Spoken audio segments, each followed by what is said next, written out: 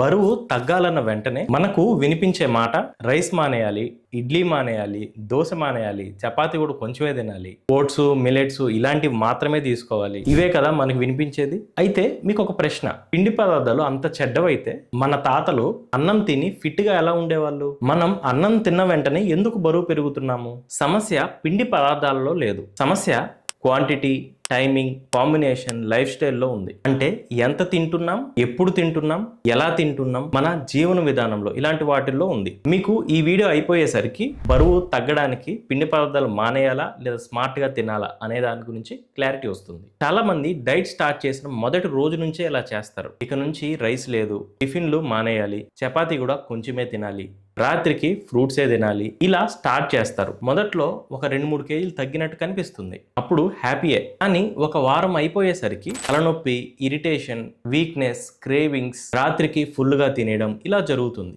ఇంకా మైండ్లో ఈ డైట్లు ఇవన్నీ నా వల్ల కాదు అని అనుకుంటారు. కానీ అక్కడ డైట్ ఫెయిల్ అవ్వలేదు, కార్బోహైడ్రేట్స్, పిండి పదార్థాల మీద మీరు అర్థం చేసుకునే విధానం కరెక్ట్గా లేదు. దీనివల్ల మైండ్, బాడీ ఈ రెండు మీకు అగైనెస్ట్గా ఒక రెబల్ లాగా మారిపోయినాయి అనమాట. సింపుల్ సైన్స్ చెప్పాలంటే, మనం బ్రతకాలంటే శక్తి కావాలి. ఆ శక్తి ఆహారం నుంచి వస్తుంది. అందులోనూ ముఖ్యంగా మనకి శక్తి ఈ పిండి పదార్థాల నుంచే వస్తుంది. అంటే ఈ రైస్, టిఫిన్లు, ఇడ్లీ, దోశ, ఉప్మా, చపాతీ, ఫ్రూట్స్, పొటాటోస్ ఇవన్నీ మ్యాక్సిమం మనం తినే అన్నీ కూడా ఈ పిండి పదార్థాల కిందకే వస్తాయి. మన శరీరానికి రోజు మొత్తం క్యాలరీల్లో దాదాపుగా 40% పైగా మనకి పిండి పదార్థాలు కావాలి అవసరాన్ని బట్టి. ఇక్కడ ఇంపార్టెంట్ విషయం ఏంటంటే, ఈ పిండి పదార్థాలు తినడం వల్ల మనకి కొవ్వు పెరగదు, క్యాలరీస్ అవసరానికి మించి తీసుకోవడం వల్ల మనకి కొవ్వు పెరుగుతుంది. అంటే ఇక్కడ రైస్ విలన్ కాదు, ఎక్కువగా తినడం విలన్. ఉదాహరణకి ఈ పిండి పదార్థాలని పెట్రోల్తో కంపేర్ చేద్దాం. కారుకి పెట్రోల్ అవసరం, పెట్రోల్ లేకపోతే కారు నడవదు. కానీ ట్యాంకు నిండా కూడా పెట్రోల్ పోస్తూ ఉంటే ఏమవుతుంది? నిండి బయటకు వచ్చి పడిపోతుంది. సేమ్ పిండి పదార్థాలు కూడా మన శరీరానికి బండి లాగా అనమాట. ఈ బండి నడవడానికి పిండి పదార్థాలు కావాలి. కానీ రోజు మొత్తంలో ఫిజికల్ యాక్టివిటీ పెద్దగా లేకుండా ఈ పిండి పదార్థాలు క్వాంటిటీ ఎక్కువగా తిని ఇలా ఎక్కువైన ఈ పిండి పదార్థాలు అంతా కూడా కొవ్వులాగా మారిపోయి మన శరీరంలో ఉంటుంది. కాబట్టి ఇక్కడ ప్రశ్న పిండి పదార్థాలు తినాలా వద్దా అని కాదు, మన జీవన విధానానికి తగ్గట్టు ఎంత తినాలి అని. ఇది నిజమైన ప్రశ్న. మన తెలుగు వాళ్ళ మీల్ ప్లేట్స్ లో ఉండే సమస్య ఏంటంటే, ప్లేట్ మొత్తం రైసే ఉంటుంది, కొంచెం ఒక పక్కన కూర ఉంటుంది, ప్రోటీన్ అయితే అసలు ఏమీ ఉండదు, ఆల్మోస్ట్ జీరో, సలాడ్ ఉండదు, దానికి తోడు ఈ పచ్చళ్ళు, అప్పడాలు ఇవన్నీ యాడ్ ఆన్ గా ఉంటాయి అన్నమాట. అవన్నీ పిండి పదార్థాలు, పైగా క్యాలరీస్ ఎక్కువగా. ఇప్పుడు అలా కాకుండా రైస్ కొంచెమే పెట్టుకొని పక్కన కొంచెం సలాడ్, కీరానో, క్యారెట్, జామకాయ ఇట్లాంటిది ఏదో ఒకటి, ఒక 2 రకాలు. దాంతో పాటు ఇటు పక్కన ప్రోటీన్స్, అది కూరలో కానీ విడిగా కానీ, పప్పులు కానీ, పన్నీర్ కానీ, ఎగ్స్ కానీ, సోయా కానీ, ఇలా ఏదో ఒకటి, చివర్లో కొంచెం పెరుగు, ఇలా గనక ఒక మీల్ ప్లేట్లో పెట్టుకొని కనుక తింటే, ఒకటి మనం ఎక్కువగా తినము, బరువు తగ్గడానికి కూడా ఉపయోగపడుతుంది. ఉదాహరణకి ఒక ఇంట్లో ఉండే గృహిణి బరువు తగ్గాలని నిర్ణయించుకుంటే ఎలా చేస్తుందంటే, పొద్దున 2-3 దోశలు, పక్కన పల్లీ చట్నీ, లంచ్లో రైసు, పక్కన కొంచెం కర్రీ, సాయంత్రం ఒక టీ, రాత్రికి కేవలం ఫ్రూట్స్ తినడం లేదా ఒక పుల్కా తినడం. అప్పుడు ఆ గృహిణి ఏమనుకుంటుందంటే, నేను ఎక్కువ ఫుడ్ ఏమి తినలేదు, బయట ఫుడ్ కూడా తినలేదు, అయినా నేను ఎందుకు బరువు తగ్గట్లేదు? బరువు తగ్గడంలో శరీరానికి కావాల్సింది తక్కువ తినడంతో పాటు బ్యాలెన్స్డ్గా తినడం, అన్నీ కూడా న్యూట్రిషియస్గా తినడం. కానీ ఇక్కడ రోజు మొత్తం చూసుకుంటే ప్రోటీన్ లేదు, రా ఫుడ్ లేదు, మనకి ఫైబర్ కానీ మైక్రో న్యూట్రిషన్ కానీ లేవు, కేవలం పిండి పదార్థాలు, కొవ్వు పదార్థాలు మాత్రమే ఎక్కువగా ఉన్నాయి. మనకేంటంటే అప్పుడు తిన్నప్పుడు కొంచెం ఫుల్గానే ఉంటుంది కడుపు, కానీ తర్వాత వెంటనే ఆకలి అవుతుంది అనమాట, ఎందుకంటే పిండి పదార్థాలే తింటున్నాం కాబట్టి బ్యాలెన్స్ అనేది ఇంపార్టెంట్. బాడీ పనిచేసే విధానం, బాడీ మెకానిజం అదే అనమాట. తక్కువ తినాలి, తక్కువలో కూడా బ్యాలెన్స్డ్గా పోషకాలు ఉండేలాగా చూసుకోవాలి, అప్పుడు మాత్రమే బరువు తగ్గుతారు. నిజానికి బరువు తగ్గడంలో పిండి పదార్థాలు పూర్తిగా మానేయాల్సిన అవసరం లేదు. కాకపోతే ఏం చేయాలంటే, కార్బోహైడ్రేట్స్ ని సెంటర్ ఆఫ్ ది ప్లేట్ నుంచి తీసేసి పార్ట్ ఆఫ్ ది ప్లేట్ గా చూడాలి. అంటే పిండి పదార్థాల ప్లేట్ అంతా కనిపించకూడదు, అది కూడా ఒక భాగం లాగా కనిపించాలి. ఉదాహరణకి ఒక 40% నుంచి 45% వరకు పిండి పదార్థాలు తినొచ్చు, ఒక 30 నుంచి 35% ప్రోటీన్ తినొచ్చు అవసరాన్ని బట్టి, ఒక 25 నుంచి 30% వరకు కొవ్వు పదార్థాలు తినొచ్చు అవసరాన్ని బట్టి.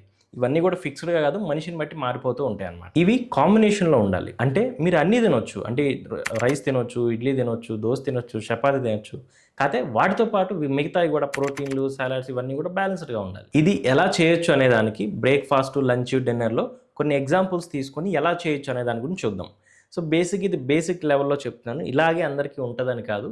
ఒక వ్యక్తిని హైట్ని బట్టి, హెల్త్ కండిషన్స్ని బట్టి, ఏజ్ని బట్టి అన్నీ మారిపోతాయి. బట్ బేసిక్గా ఎలా ఉండాలి అంటే ఒక అవగాహన కోసం మాత్రమే చెప్తున్నాను, అది జాగ్రత్తగా అర్థం చేసుకో. ఫర్ ఎగ్జాంపుల్, మీరు పొద్దున పూట టిఫిన్ తింటున్నారు, ఒకవేళ ఇడ్లీ అయితే ఒక 2 లేదా 3, లేదా దోస అయితే ఒక 2, సో చపాతీ అయితే 1 లేదా 2, ఇలా పెట్టుకోండి అవసరాన్ని బట్టి మీ క్యాలరీలను బట్టి.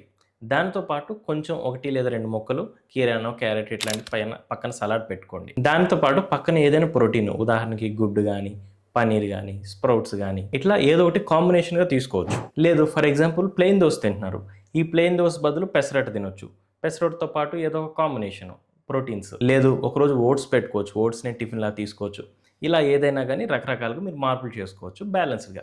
ఇడ్లీ అయినా, దోశ అయినా, చపాతీ అయినా, దాంతోపాటు ఏదో ఒకటి ప్రోటీన్ కాంబినేషన్, 1-2 ముక్కలు సలాడ్. సో ఇలా బ్యాలెన్స్డ్గా తీసుకోండి. నెక్స్ట్ లంచ్కి వచ్చేసరికి మధ్యాహ్నం మామూలుగా మనం ఏం చేస్తాం, కొంచెం ఎక్కువ రైస్ పెట్టుకొని పక్కన కొంచెం కూర పెట్టుకుంటాం. బట్ అలా కాకుండా ఫస్ట్ కొంచెం సలాడ్, కీరానో, క్యారెట్, జామకాయ ఏదో కాంబినేషన్, తర్వాత కొంచెం రైస్. ఆ రైస్లో కూడా మీరు ఒక్కోసారి మూంగ్ దాల్ ఇట్లాంటివి యాడ్ చేసుకోవచ్చు, పప్పులు. దాంతోపాటు ఏదైనా వెజిటేబుల్ కర్రీ లేదా ప్రోటీన్ లాగా ఏదైనా కర్రీ కూడా చేసుకోవచ్చు. దాంతోపాటు ఎగ్ తీసుకోవచ్చు, పన్నీర్ తీసుకోవచ్చు, లేదా ఒక్కోసారి మిల్లెట్స్ తీసుకోవచ్చు, అలసందలతో కర్రీ చేసుకోవచ్చు, కిడ్నీ బీన్స్తో చేసుకోవచ్చు. రకరకాల సోర్సెస్, వెజ్ సోర్సెస్ చాలా ఉన్నాయి. వాటన్నిటితో కూడా మీరు చేసుకోవచ్చు. పప్పు దినుసులు అన్నింటిలో పప్పు వాడుకోవచ్చు ఎక్కువ. అండ్ ఫైనల్గా పెరుగు. ఇలా అన్ని చక్కగా కాంబినేషన్గా తీసుకుంటే తక్కువే తింటాము, ఫుల్గా ఉంటుంది, వెయిట్ లాస్ అవ్వచ్చు, బ్యాలెన్స్ కూడా అవుతుంది, ఆరోగ్యంగా కూడా ఉండొచ్చు. రాత్రిపూట డిన్నర్లో కూడా ఆల్మోస్ట్ సేమ్. కాకపోతే రాత్రిపూట సలాడ్ అనేది 6 తర్వాత తినొద్దు. రా ఫుడ్ అనేది 6 తర్వాత తినకూడదు. 6 లోపే తినేసేయండి. కీరా, క్యారెట్ ఏదైనా సలాడ్, వాటెవర్ ఫ్రూట్ కానీ. దాంతోపాటు నైట్ 1 లేదా పుల్కాసు కూడా రోజు తినేదానికంటే కూడా మార్పులు చేసుకోవచ్చు. ఒకరోజు మిల్లెట్స్, ఒకరోజు ఓట్స్, ఒకరోజు కినోవా, ఇలా డిఫరెంట్గా ప్లాన్ చేసుకోవచ్చు. ఒకరోజు పెసరట్టు, ఒకరోజు మనకి రాగి దోశ, ఇట్లాంటి రకరకాలుగా ప్లాన్ చేసుకోవచ్చు. మళ్ళీ చెప్తున్నాను, ఈ పైన చెప్పినంతా కూడా ఒక అవగాహన కోసం మాత్రమే. ప్రతి ఒక్కరికి వయసుని బట్టి, ఏజ్ని బట్టి, హైట్ని బట్టి, వెయిట్ని బట్టి, హెల్త్ కండిషన్ బట్టి, చాలా రకాల విషయాలను బట్టి క్యాలరీ మేనేజ్మెంట్ చేస్తూ డైట్ అనేది డిజైన్ చేస్తాం. బట్ ఇది బేసిక్ అవగాహన. పిండి పదార్థాలు, కొవ్వు పదార్థాలు, మాంసకృతులు, పీచు పదార్థాలు, మైక్రో న్యూట్రిషన్ ఇవన్నీ బ్యాలెన్స్ ఎలా చేసుకోవచ్చు అనే అవగాహన కోసం మాత్రమే చెప్తున్నాను. ఇలాగే ఉండాలని కాదు, వ్యక్తిగతంగా మారిపోతూ ఉంటుంది డైట్ అనేది. నెక్స్ట్ ఇంకొంతమంది చేసే తప్పేంటంటే, చాలామంది పిండి పదార్థాలు తగ్గిస్తారు కానీ కొవ్వు పదార్థాలు అంతే తింటారు, ఎక్కువగా తింటారు. రైస్ కాకుండా, టిఫిన్స్ కాకుండా, డ్రై ఫ్రూట్స్, నట్స్, సీడ్స్ ఇవన్నీ ఎక్కువగా తింటారు. వీటిలో హై క్యాలరీస్ ఉంటాయి, కొవ్వు పదార్థాలు కూడా ఎక్కువగా ఉంటాయి. అవి మంచియే, కానీ బ్యాలెన్స్గా తీసుకోవాలి. దీంతోపాటు కొంతమంది నెయ్యి ఎక్కువగా వాడుతూ ఉంటారు. నూనె నెయ్యి అయినా సేమ్ క్యాలరీస్, ఏది ఎక్కువ వాడినా కానీ నష్టమే. ఏదైనా ఎప్పుడైనా బ్యాలెన్స్ అనేది ఇంపార్టెంట్. ఏది ఒకటే కాంబినేషన్ తీసుకోకూడదు. నిజానికి మీరు రైస్ తిన్నందుకు గిల్ట్ అంటే బాధపడాల్సిన అవసరం లేదు.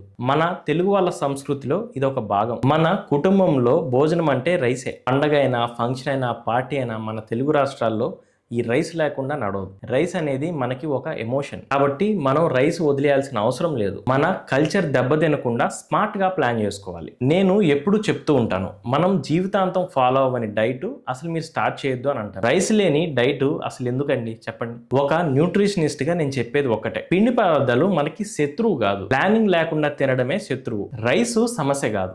Rice quantity plus no protein plus no fibre, no micronutrition, ఇది సమస్య. చపాతీతో పాటు కూర ఎక్కువగా పెట్టుకోకుండా నిల్వ పచ్చళ్ళతో తినడం మాత్రమే సమస్య. ఫైనల్ గా చెప్పేది ఏంటంటే, ఒక 3 రూల్స్ ఫాలో అవ్వండి. ఈ పిండి పదార్థాలు తింటూ కూడా బరువు ఎలా తగ్గాలి అనే దానికి బాగా హెల్ప్ అవుతుంది. రూల్ నెంబర్ 1, పిండి పదార్థాలు పూర్తిగా మానేయకండి.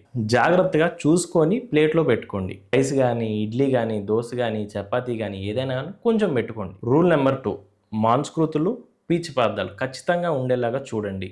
ఇది లేకుండా భోజనాన్ని ప్రిపేర్ చేయొద్దు. రూల్ నెంబర్ 3, రాత్రిపూట పిండి పదార్థాలు లైట్గా తినండి. నైట్ ఫుడ్ మానేయొద్దు. అలా అని ఫ్రూట్స్ మాత్రమే తిని ఉండొద్దు. 6 లోపు సలాడ్ తినేసి 7-7:30 లోపు కొంచెం పిండి పదార్థాలు, దాంతోపాటు కాంబినేషన్ ప్రోటీన్లు క్లోజ్ చేయండి. లైట్గా ఉండేలా క్లోజ్ చేసేసేయండి. సింపుల్గా చెప్పాలంటే మీ మీల్ ప్లేట్ని ఇలా ఊహించుకోండి. ప్లేట్లో హీరో కార్బోహైడ్రేట్స్, పిండి పదార్థాలు కాదు. ప్రోటీన్ అంటే మాంసకృతులు hero, carbohydrates important roles. So ఇవన్నీ కూడా కాంబినేషన్గా ఉంటేనే సినిమా హిట్ అవుతుంది. సినిమాలో ఒక్క క్యారెక్టరే చూపిస్తే బోర్ కొడుతుంది.